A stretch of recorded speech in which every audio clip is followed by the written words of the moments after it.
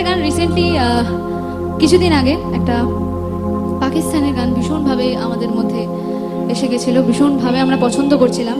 সে গানটা একটা অবশ্যই ছেলে গেয়েছে, কিন্তু যদি সে গানটা একটা মেয়ে গাইতো সেটা কিভাবে গাইতো?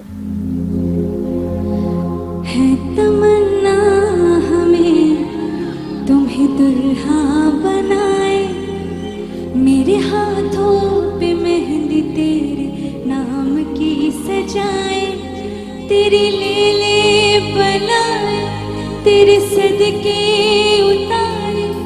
है तमन्ना हमें तुम्हें अपना बनाए, नहीं मुश्किल बाबा जरा देखो यहाँ, तेरी आँखों में बसता है मेरा जहाँ।